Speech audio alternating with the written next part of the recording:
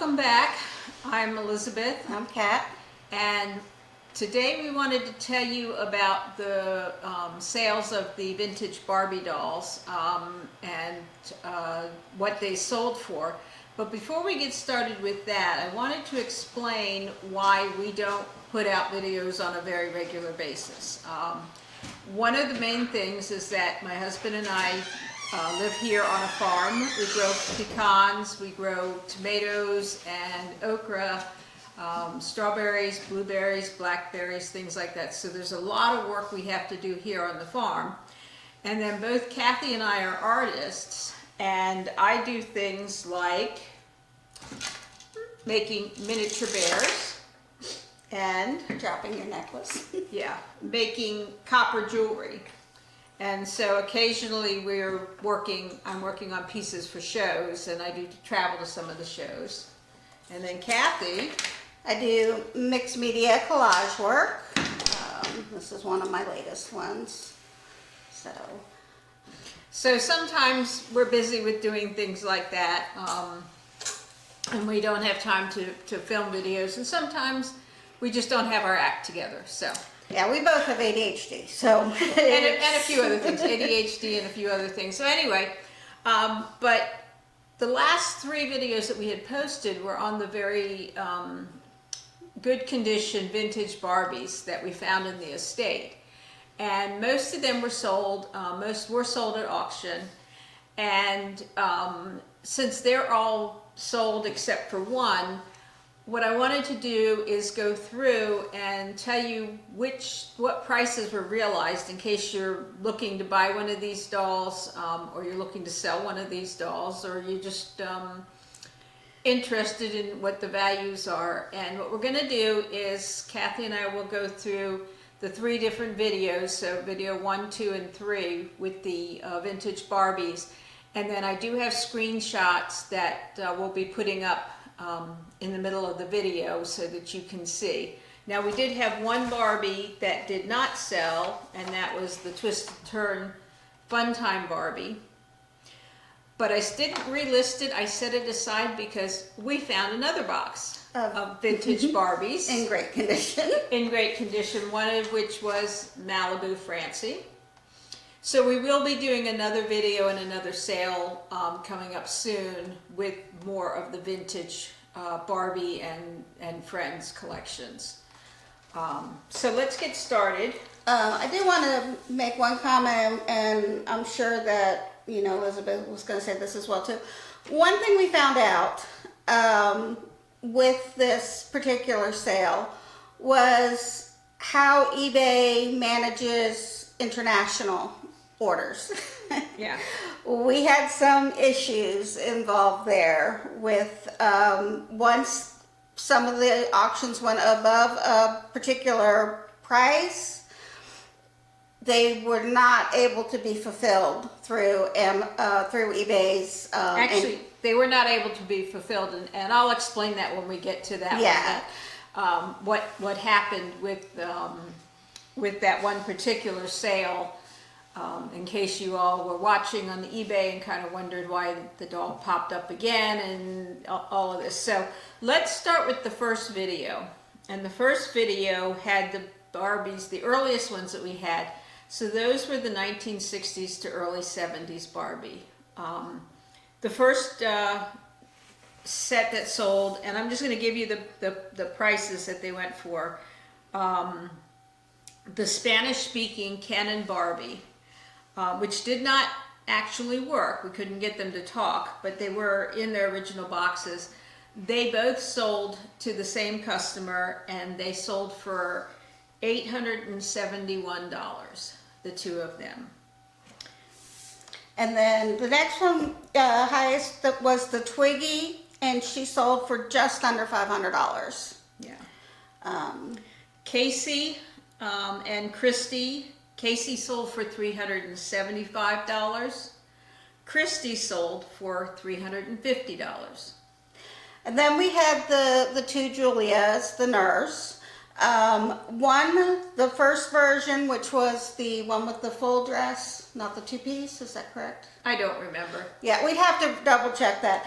The first one sold for 300 and the version 2 sold for 200. And like I said, No. Are you right? Yeah, you are right. Sorry. I can read. Yeah, but I can't keep track of where the layers are. I'm going to have to do one of those things with the ruler. Yeah, she's right. 300 and 200 for the Julias. And if you remember, Julia was the African-American doll. Based on Diane Carroll's character. Yeah, based on Diane Carroll, the character. And it was a TV show about a nurse whose name was Julia. So they did do 2 versions of that. The next one we had in that listing, or that video, was the Stacy doll. She sold for 190. And then we had 2 paper doll sets from the early, I think the late 60s. And they both sold for $45 each. And we didn't check to be sure that the sets were complete or anything. It was just kind of an as is. And so, and they were in good condition, but we're pretty sure they weren't complete sets. Yeah. So, and what we will do is, like I said, we'll put the screenshots in, but we'll also put a link to each video in as well, so that you can go back and watch that video if you want to see the dolls again. So video number 2 was more of the 1970s Barbies. And again, most of these Barbies were like the Malibu Francie in terms of they were in the original boxes. They were in great condition in those boxes. Some of the boxes were very good condition. Others were like this, which were, a little dented, a little stained. And that's the reason we did most of these on auction, because I could not find comps for the quality of these pieces on sold listings online. They just don't come up that often, the ones that are in this great condition. So we listed most of them at auction rather than trying to come up with a price, and we just let them go wherever.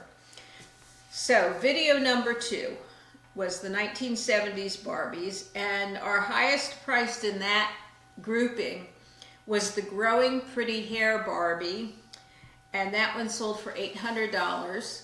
The Growing Pretty Hair Francie sold for $610. and then we had the standard straight leg Barbie, and she's also sold for $610.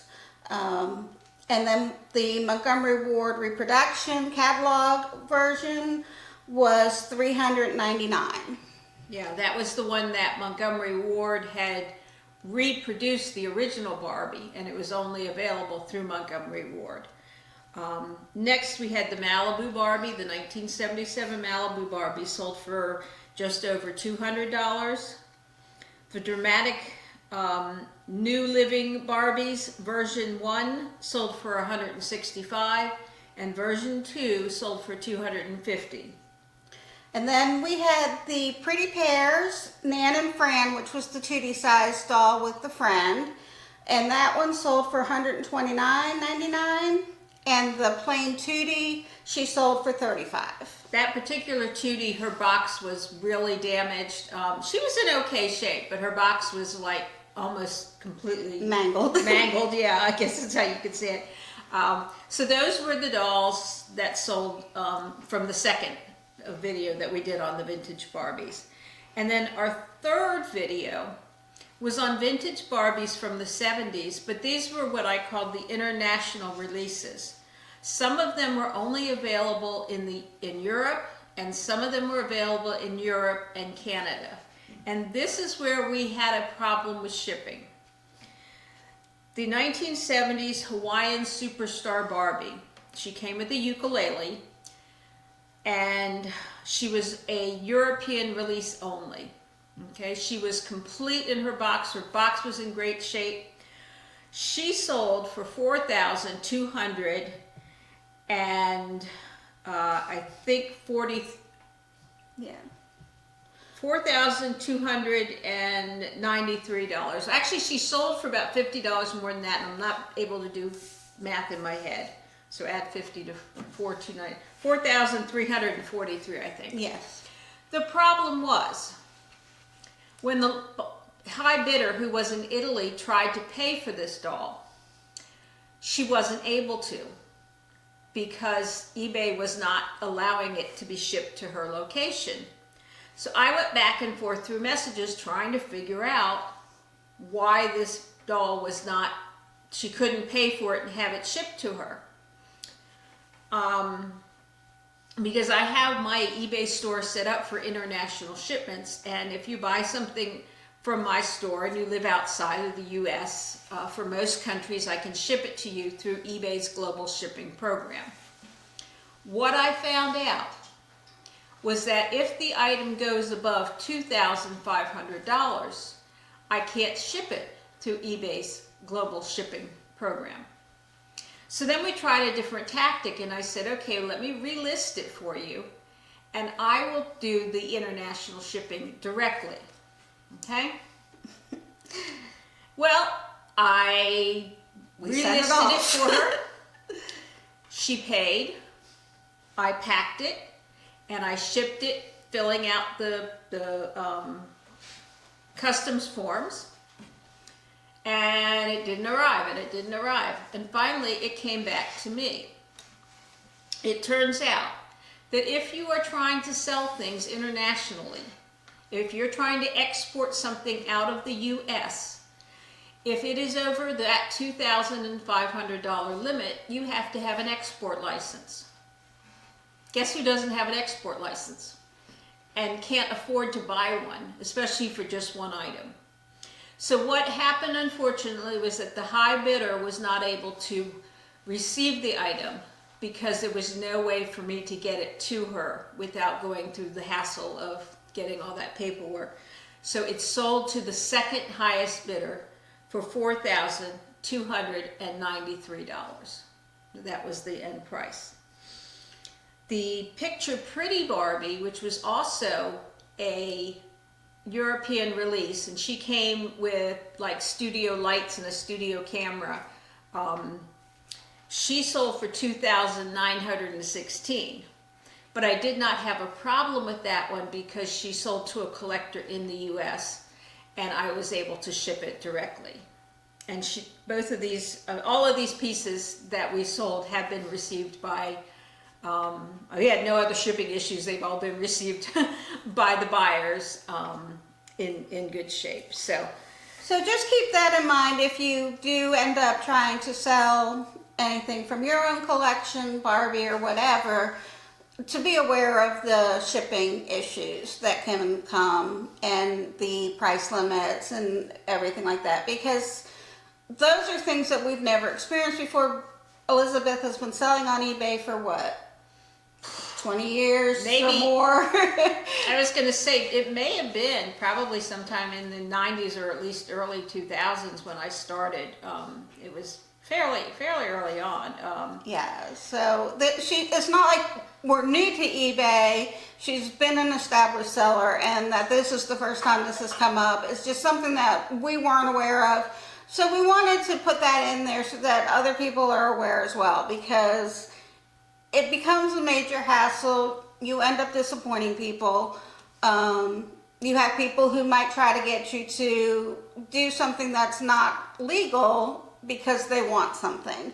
Yeah, the collector in Italy wanted me to ship it to her and put the price at the $2,500 limit, but that if I had done that, there was no way for me to get the additional money from her. And besides that, putting the wrong price on the customs forms is illegal, and you can get fined really high fines with doing things like that. So I refuse to do that. One of the reasons I didn't know about this is because I've never sold anything that pricey before.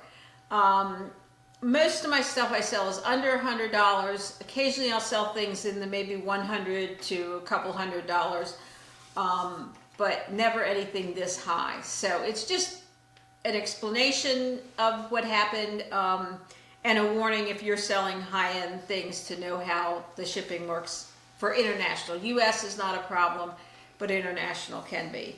And the other thing is that everything that was shipped shipped with full insurance coverage.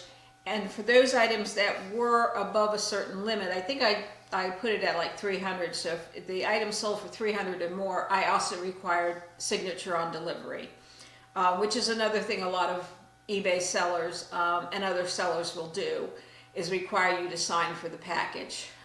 It just protects you and it protects the buyer. All right, moving on. Okay, so the next one that we sold was the Party Time Skipper. That was Skipper in her little evening gown. And that one sold for $255. And then we had the equestrian set. That was Barbie and her horse. It had pretty much never been set up. All the horse tack was still attached. attached. Everything was still attached. We had taken it out of the box to show it, but it really had never been used. And that one sold for $222. Yeah, the 1978 Barbie, which had the Stacy mold for the head, that one sold for $150. The 2D Canada, so they did some 2D dolls for a Canadian release only. The version 1 doll of that sold for $123, and the version 2 of that sold for $82. Yeah. And then the Chris, which was 2D's friend, that one sold for $102. And finally, Funtime Ken, that did not sell at auction, but I had a buyer contact me and make me an offer on it, and so that one sold for $100. So if you have Barbies and you want to know what current prices the things are, maybe for insurance purposes, if you have some of these, you know, these were the prices that were received at auction. So this is what people were willing to pay for these particular dolls. If you have the same doll and maybe it's in better condition than ours, yours might sell for a higher amount or a lower amount. It really just depends on timing, the market, who's seeing your pieces or whatever. But if you have some of these, especially these, even the 1970s and international releases, you might want to check, you know, if you have enough insurance to cover these pieces, because replacing them will be kind of pricey. Again, what we'll have Bill do when he edits the video is we will have him put links to all of these videos in, as well as, like I said, I have screenshots so that you can see the doll and the actual price. And then, like I said, we do have more vintage Barbies and family to do another video on. We also have a large collection of Tammy dolls, which were by Ideal. We're gathering those together to put up a video on that. I think the other one we had was some of the earlier Ginny dolls, not the super vintage ones, but some of the earlier. Like the 1970s, I think is what we have. Yeah, we have a box of Ginny's and Ginny size dolls, because there were a couple in there that were not a name brand, I believe, but there were a lot of Ginny knockoffs. When Ginny was very popular, there were a lot of other companies that were making an 8-inch doll like Ginny. So we'll have those, plus the storage unit. We can walk in there now, but it's still pretty full. And I know that there are more Elowen dolls in there, more Tonner dolls in there, lots of more modern Barbies. Just all kinds of stuff. Boxes. We had, 2 full boxes of newer version Kelly dolls and Kelly friends that we've been sorting through to put up. If you were, looking for the 1990s, 2000 Kelly Club, there were a lot of those, and we were trying to find ones that were sets, because they usually came out in a series of like 5 or 6 dolls with a theme. But we found boxes of them. Plus we have boxes of Cabbage Patch Kids, both in the box and out of the box. Including the Kusas and the... And there are lots of vintage baby dolls and the vintage, like those tall fashion dolls that were from the 60s and 70s. A lot of these dolls need cleaning. A lot of them don't have any clothes. We don't know who they are. So we've gone through most of the boxes in the storage unit, but we do have about 2 or 3 boxes deep at the very back of the storage unit that we haven't even looked at. Yeah, we don't didn't know get what's to in them. there. Yeah. The other thing that we have is a large amount of vintage dollhouse furniture and accessories and Christmas. And vintage games. We And found vintage some vintage games, too. games, yes. So- So there will be a variety of things coming up as we get to the next couple videos.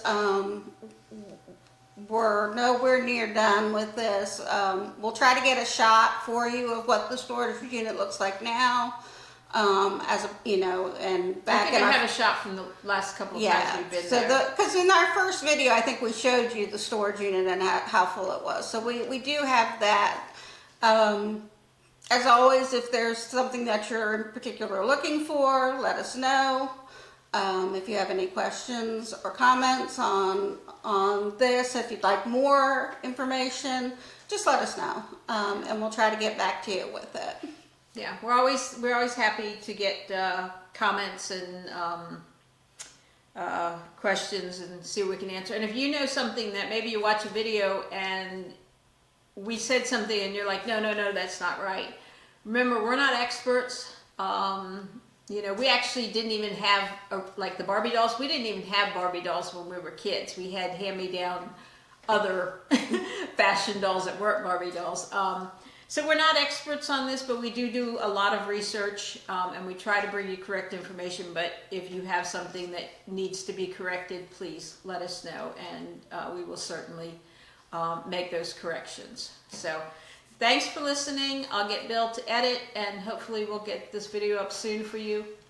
Have a great day. Bye.